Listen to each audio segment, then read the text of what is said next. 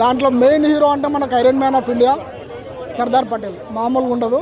And క్లైమాక్స్లో మనకు Indian army వస్తుంది భయ్య, గూస్ బంప్స్ 3 క్యారెక్టర్లు అంటే ఇండియన్ ఆర్మీ కమాండర్స్ వస్తారు ఫైనల్లో, సూపర్ ఉంటుంది.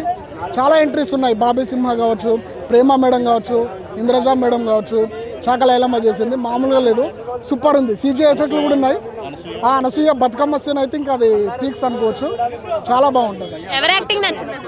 అందరండి ఎవ్రీవన్ సూపర్, ప్రతి ఒక్కరు చాలా బాగా చేశారు, యాక్టింగ్ చాలా బాగుంది. సీజీ ఎఫెక్ట్లు కూడా ఉన్నాయి దీంట్లో, బట్ అది మీరు అసలు గుర్తుపెట్టలేరు, సీజీ అన్నట్లు లేనే లేదు, చాలా న్యాచురల్గా ఉంది. నాకు చాలా బాగా నచ్చింది భయ్య, నేను ఇంకో 1-2 టైమ్స్ అయినా వస్తా పక్క. అంటే దీని ద్వారా ఖచ్చితంగా తెలంగాణ హిస్టరీ ఏందనేది తెలుస్తుంది.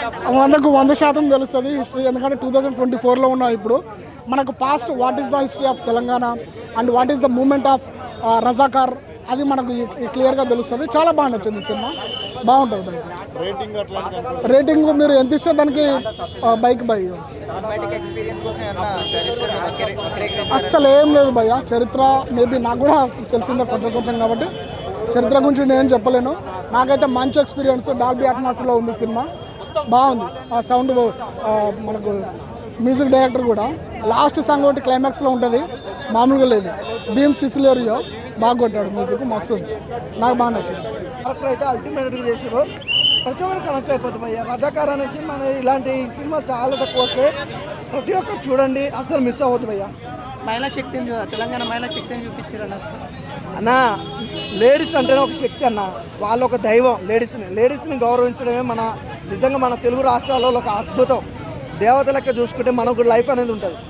వాళ్ళ కళ్ళు మన్ని అంటే మన పగిలిపోతుంది మనకు. అది రజాకార్ అనే మూవీ అయితే బాగుందయ్యా. అలా అని కాదన్న, సినిమా బాగుంది. అంటే ఒక మంచి కాన్సెప్ట్, ప్రతి ఒక్కరు ఇలాంటి అంటే చూడాలి. ఇలాంటి సినిమాలు చాలా తక్కువ వస్తాయి, అలాంటప్పుడు ఇలాంటి సినిమా వచ్చినప్పుడు ప్రతి ఒక్కరు చూడాలి, ఎంజాయ్ చేస్తారు. అలాగే ఏంటంటే ఒక లైఫ్ ప్రపంచంలో ఎలా జరుగుతుంది ఏంటనే దాని గురించి చూపించారు. జరుగుతున్నాయి కాబయ్యా, జరుగుతున్నాయి. కాకపోతే మనం ఇక్కడ సిటీలో ఉండడం వల్ల జరుగుతున్నాయి, కానీ ఇంకా నాగరికత లేని లోకాలు చాలా ఉన్నాయి, ఊర్లు చాలా ఉన్నాయి. ఇంకా అన్నీ ముందుకు రావాలని కోరుకుంటున్నాను అంతే.